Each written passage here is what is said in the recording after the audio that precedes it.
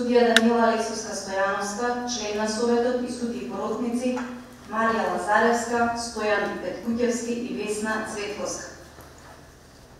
Председателот на Советот известува присутните странки и другите учесници во постапката за тоа дека расправата се снима и дека снимката представува Любомир Јовевски. Јавниот обвинител Гаврил Губевски одојде Скопје со овластување од ДИО на РСМ Любомир Јовевски. Обвинетиот Исмет Бури, дали разбира македонски јазик, истиот одговори. Разбирам македонски јазик, дали имате потреба од преведувач? Нема потреба од преведувач. Не се присутни обвинетиот Ејуп Алими, уредно викан. Како представник Советот по советување и гласање во името на граѓаните на Република Северна Македонија ја донесе и јавно објави следната пресуда.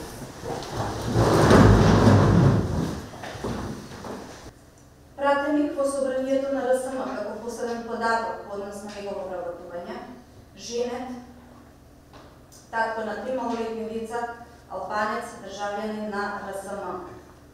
Виновни се затоа што во периодот од 24.3.2013 година до 26.3.2013 година за време на локалните избори за избор на градоначалник на општина Чаир во просториите на Општинската изборна комисија Чаир, обвинетите Исмет Бури како службено лице во вршењето на службата во врска со изборите и гласањето, секретар на Општинска изборна комисија Чаир и Ејуп Алими во група со сведоците, Блери Мукаѓери како член на изборен орган, председател на Општинска изборна комисија Чаир и Ќани Точи, како член на изборен орган, заменик член на Општинска изборна комисија Чаир, преправиле списи што служат за изборите и гласањето, записници за гласање, сумирање и утврдување на резултати од гласањето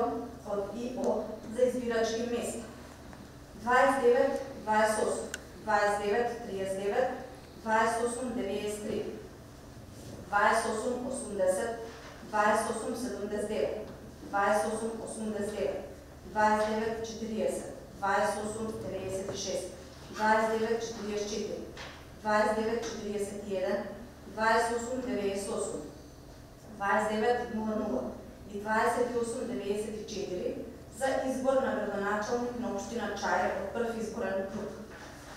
Со додавање и одземање на повеќе гласови. На кој начин истите станале неупотребливи? На начин што на 24.3.2013 година, откако по завршување на гласањето на сите избирачки места во општина Чаир, резултатите од гласањето со записници за гласање, сумирање и утврдување на резултати од ИО за избор на градоначалник на општина Чаир за секој избирачко место биле доставени до Општинската изборна комисија Чаир. За да согласно член 37 став 2, точка 5 од изборниот законник бидат сумирани резултатите од гласањето од избирачките места и предадени на Државната изборна комисија, записникот за гласање, сумирање и утврдување на Државната изборна за гласање, сумирање и утврдување на резултати од гласањето од ИО за избирачко место 2893. Обвинетиот Исмет Бури пред влезот на просторијата во која се наоѓа составот на ОИК Чаир му го земал на сведокот Бетон Кики, председател на избирачко место 2893, истиот го преправил со тоа што наместо бројката 388 гласаше Бури, бројката е преправена во 492. Наместо бројката 0 за ВМРО ДПМН, бројката е преправена во 1, а наместо бројката 149 за ДПА, бројката е преправена во 148. А потоа со закан дека доколку не се подпишал сведокот, е било лошо за него, заради тоа што претходно имале договор со ВМРО ДПМН за оваа работа, го присилил сведокот да се подпише на тие места. Додека обвинетиот Ејуп Алими од овластениот представник на Државниот завод за статистика Ресмие Бислимов ги земал останатите наведени записници, пошто со обвинетиот Исмет Гури го преправиле бројот на добиени гласови за кандидатите за градоначалник и тоа се избирачко место 29-28 наместо бројот 120 гласа за Дуи, бројката ја преправиле во 220. Наместо бројката 204 гласа за ВМРО ДПМНЕ, бројката ја преправиле во 163 гласа. Наместо бројката 62 гласа за ДП, бројката ја преправиле во 42 гласа.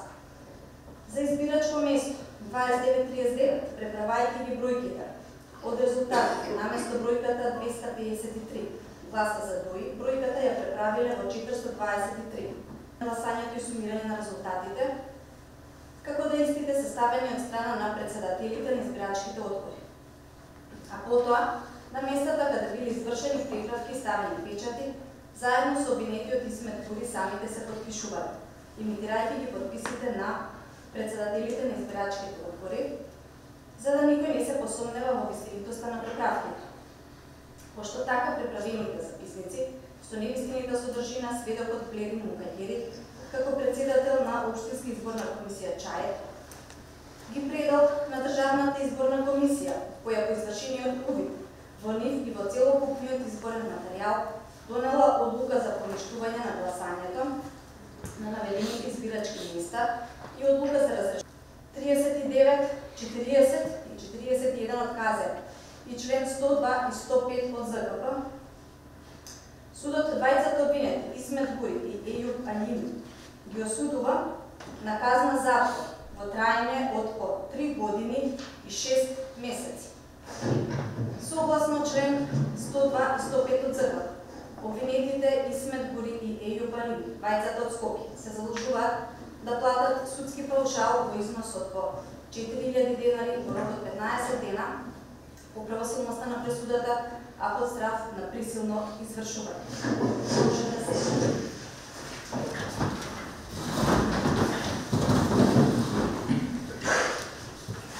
најголемиот дел од населението од гласачите со политиките кои се водат од страна на владата, односно политиките кои се водат од страна на политичките партии кои се на власт.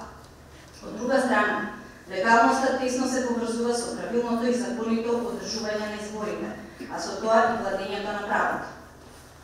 Инкриминирањето на определени действија, како гласањето, избирачки список, гласачко ливче, записник на изборната комисија и слично, и ниту едно лице, без разлика на неговата улога во изборниот процес, не сме на било каков начин да го уништува изборниот материјал.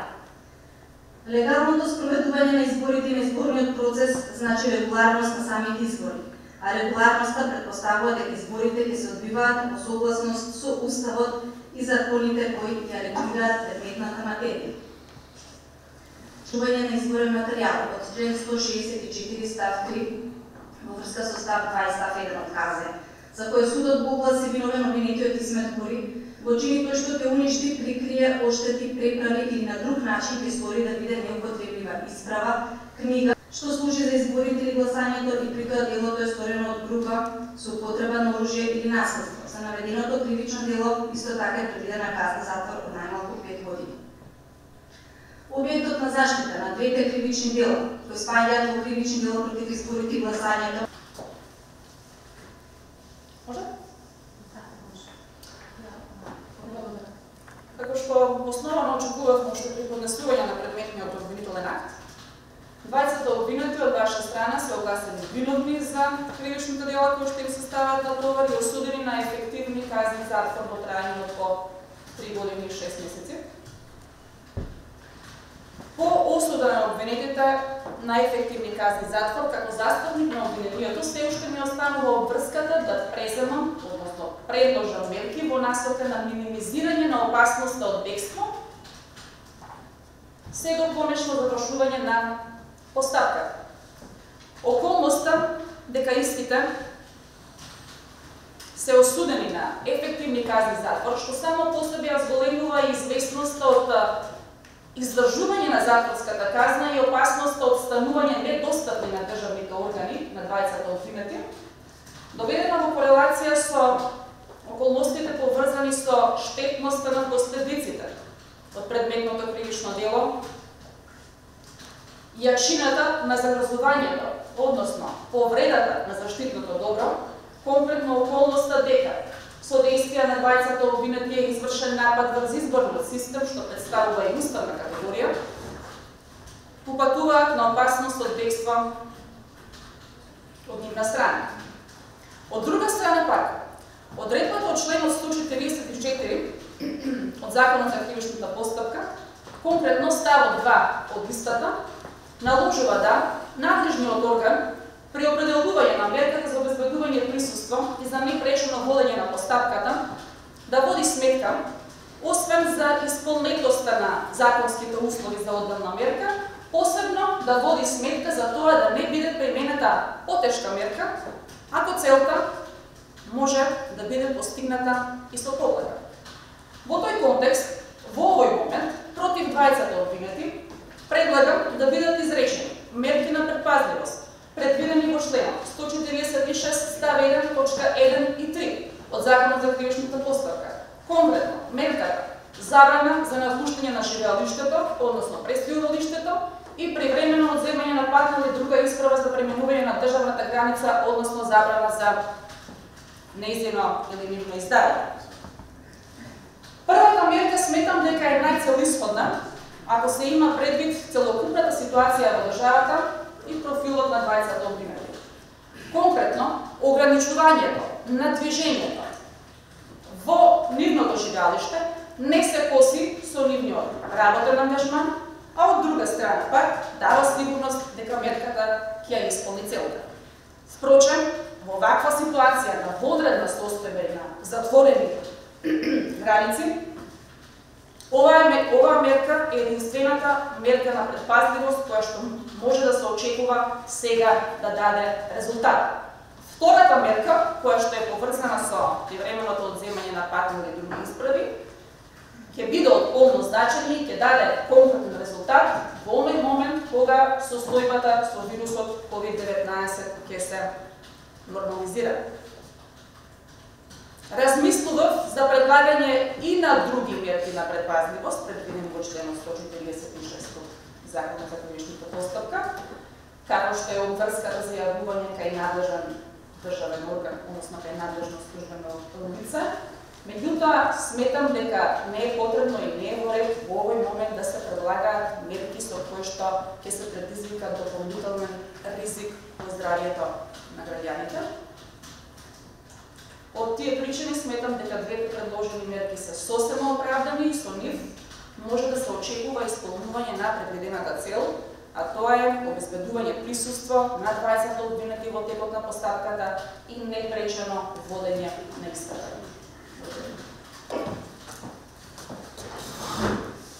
Дали одбраната има нешто да каже по однос на предлогот на обвинителството? Пред судот пристапи правителот на обвинетиот Исмет Гурија, Катерина Миланов, поведе. Ќе ги употребам зборовите на обвинителството, па и одбраната бе добра сите докази. Предпоставуваше дека ќе има осудителна пресуда. И толкова да е. Однос на потребата од било какви мерки за предпазливост. Обвинетиот Исмет Гурија е лице кое потпаѓа под мерките на владата за ограничено движење. Па од таа насока апсолутно е непотребно било каква мерка за предпазливост за напуштање на седиштето на дома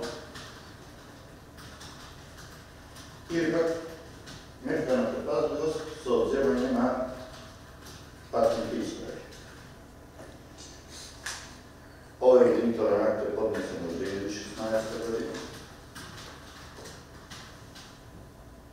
Денеска сме 2020. Обвинетите не побегна. Побегна наводно сведоци, а не обвинетите. Така што нема, сметам дека нема потреба со досегашно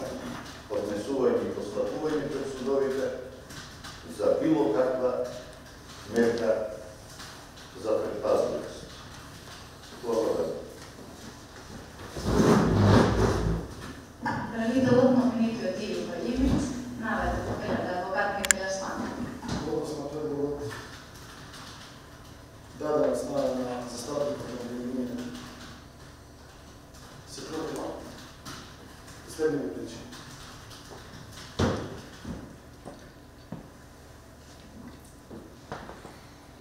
Овој предмет мислам, ако не се лажам, се водеше мислам 4 години. Еју Халими ниту едно рочиште не изостави. Мислам беше присутен на сите рочиште. Освен кога беше службен запад. И од тие активности, како пратени на собранието, значи ги редуктираше максимум за да биде присутен, за да се оконча овој судски процес. Еју Халими е државјанин на Република Македонија. Како и што кажа председател на Саботот, родител на 3 малолетни деца, пратени во собранието на Република Македонија, истиот до сега се нема судрено со закон, нема никаква кривична евиденција. Не знам која би била опасноста дека Еју Халими би се дава во бегство. А ако се вратиме од почеток на предмет, со самиот обвинителен акт имаше и предлог, кој исто беше наведено дека истиот ќе се даде во бегство, ќе влијае врз сведоци, па самите сведоци потврдија дека ниту влијал, ниту контактирал со нив, па ниту Еју Халими се даде во бегство. Беше присутен во постапката што се водеше против него. Затоа мислам дека овој предмет судот не треба да го прифати како релевантен, треба да го одобри. Благодарам.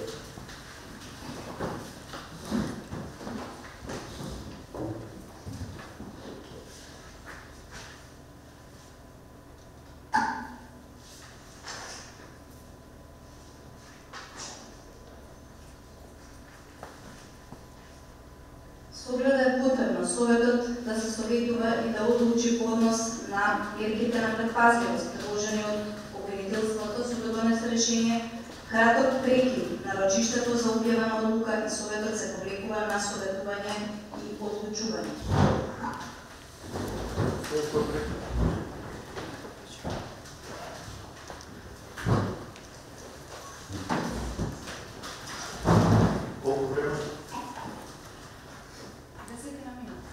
Да видам